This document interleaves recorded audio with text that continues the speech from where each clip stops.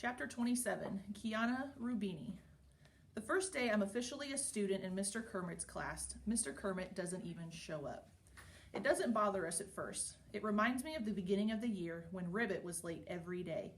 It takes a long time to fill a cup of coffee the size of a bathtub. I guess we get a little loud, but when Miss Fountain sticks her head into our room, we quiet down in a hurry. She's frowning. Where's Mr. Kermit? We stare back at her blankly. How should we know? We listen to her high heels clicking urgently down the hall. Do you think we're getting a sub? Asked Raheem. Please don't let it be Dawn of the Dead, Barnstorm groans. 10 minutes later, we hear running footsteps in the corridor and Jake Terranova bursts into room 117. Hi guys, sorry I'm late. Mr. Kermit can't make it today. Are you our sub? Parker asks.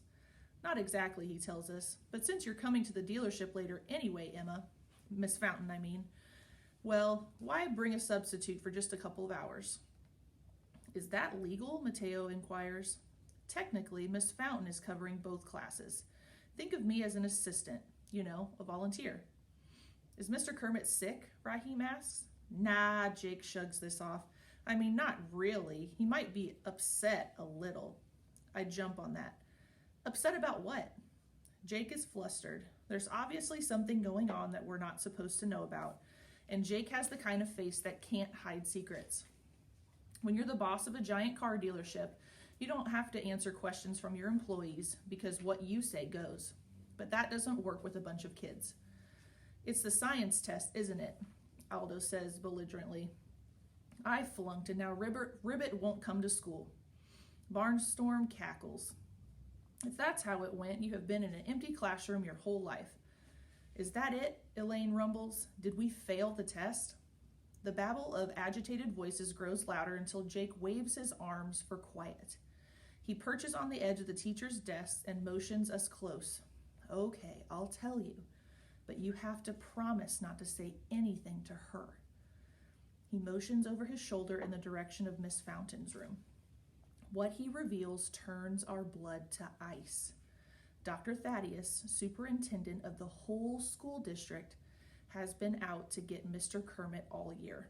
He found a way to use our scores on the state science assessment to get Ribbit declared as an incompetent teacher.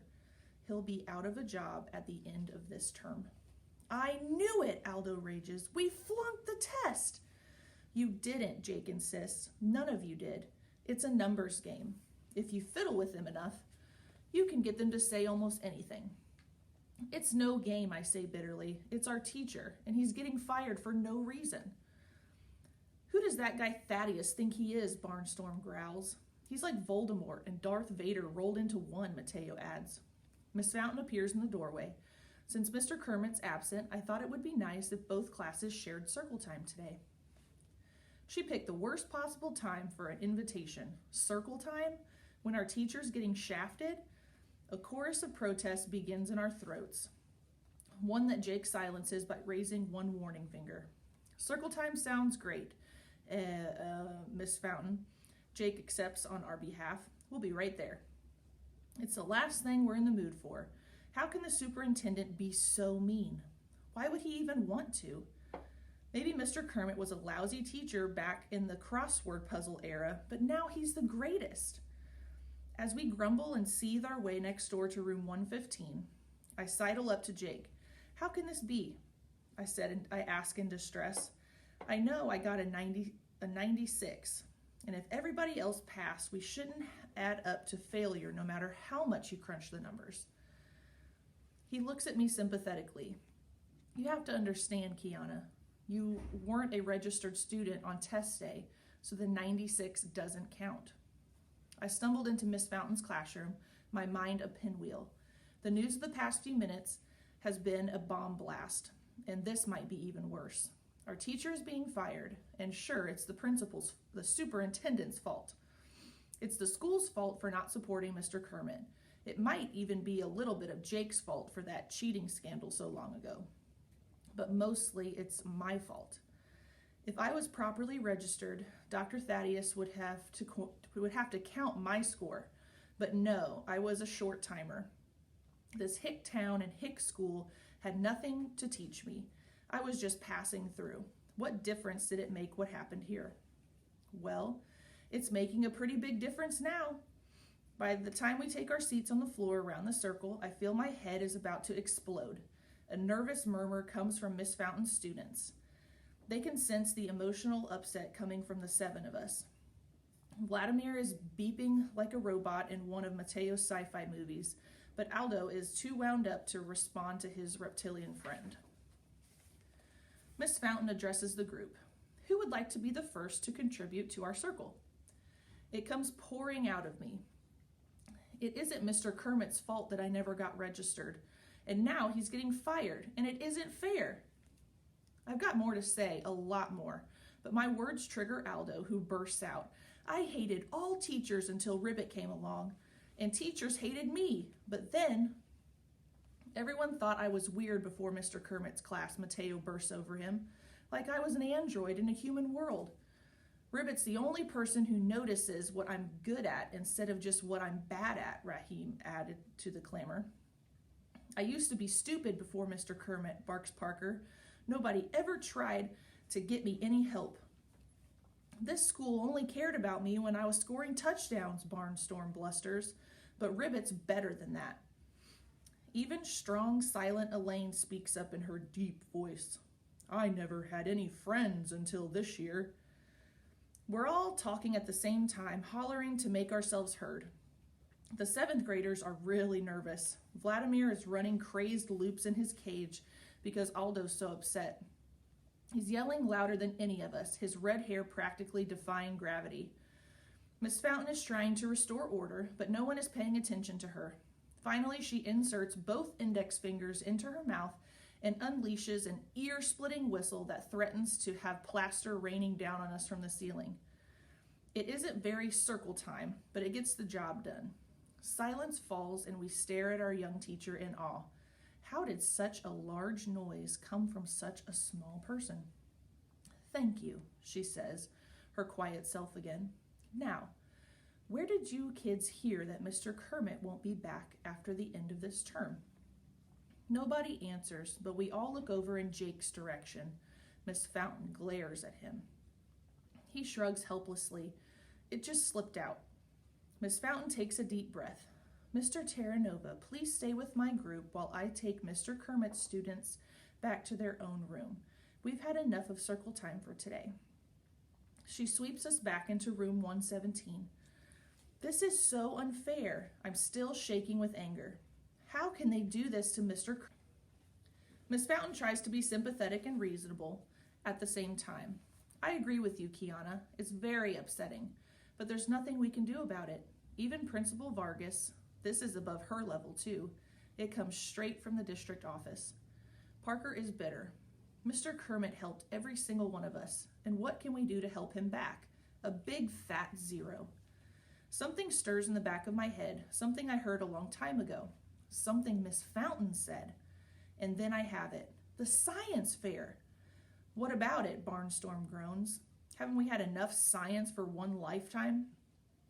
I turn to Miss Fountain. Remember on the bus ride to Terranova Motors? When you tried to convince Mr. Kermit to have us enter the science fair? She looks annoyed. That was supposed to be a private conversation. Well, I heard it. You told him the winning team gets 10 points added to all their scores in the science assessment. Would that be enough to put us over the top and save Mr. Kermit's job? Suddenly, all eyes are on Miss Fountain, waiting for her answer. I'm sure it would, she says finally. But remember, Mr. Kermit's answer was no to the science fair. Yeah, but that was before he got canned, Barnstorm reasons. That changes everything, right? She shakes her head. Mr. Kermit is a very private person. He wouldn't want you to take his personal problems onto yourselves. What if we don't tell him about it? Raheem muses. Be serious, Miss Fountain insists. He's still your teacher until the end of the term. How can you expect to do a science fair project and keep it a secret from him? Terranova Motors, I exclaim. I bet Jake will let us work on it there. Miss Fountain, we can do this. I know we can. By now, the others are grouped around me, and we're confronting Miss Fountain as if daring her to say no. entering doesn't mean you're going to win, she reminds us. But not entering means we lose for sure, Mateo counters. It'll be a long shot, the teacher warns. You don't even have a topic yet, and the other groups have already been working for weeks. So it's a yes, I prompt. The cheer that erupts when Miss Fountain nods is loud enough to bring Jake running from the next room. He loves the idea and pledges to do everything he can to help us, courtesy of his dealership. Rule 1, which Mateo calls the prime directive. Mr. Kermit is not allowed to know about our project. If he finds out, the deal is off. We'll up our Terra Nova motor visits to 3 afternoons per week. Miss Fountain will come with us if Mr. Kermit will look after her class. We'll work weekends too, whatever it takes. After lunch, Jake acts as our chaperone on the minibus over to the dealership. As excited as we are, the ride is somber. With Mr. Kermit's job on the line, the stakes are sky high. And we haven't even started planning yet. Do you really think we can pull that out? Parker asked dubiously. Have you seen the kind of kids who enter the science fair? They're like smart. There are different kinds of smart, Jake puts in positively. School is important, but there are things you can't learn from books. You mean the internet? Mateo asks. I mean street smarts, Jake explains. I was never the greatest student, but I knew how to scratch and claw and build a business. Trust me, you guys have street smarts coming out of your ears. That's what's going to give you the perfect project. What's the project going to be, Aldo asks. That's what we have to figure out, I say. It can't be too simple because we have to blow the judges away. But we don't have much time either. The science fair is in 3 weeks. The bus pulls up to the dealership service area and we file out onto the pavement. We're about to enter the building when Parker points. Hey, isn't that Mr. Kermit's car? We all look. On a flatbed tow truck parked outside the service bay sits the rusted remains of an ancient Chrysler that might have once been blue. Parts are strewn all around it, also rusted, some broken. Jake sighs, poor guy. Like he doesn't have enough hanging over his head. Now he has to take taxis to school. When's it going to get fixed? Mateo asks. You don't fix something like that, Elaine remarks. You give it a decent burial. Jake nods. I only towed it here to get it out of the school's driveway. Seems a shame to waste a whole car, Parker muses. That's no car, Barnstorm retorts. That's a pile of garbage. It was garbage even when Ribbit was still driving it. Have some respect, Jake echoes wanly. Emma says her mom picked out that Chrysler. It's older than she is. Mateo pipes up. You know that part in Harry Potter where Mr. Weasley uses magic to enchant an old car to make it fly? Not now, Mateo. I tried to say it kindly. We have to come up with a topic for our science fair project. Well, that's just it, he insists. The car needs respect, and we need a project. All that's missing is a little magic.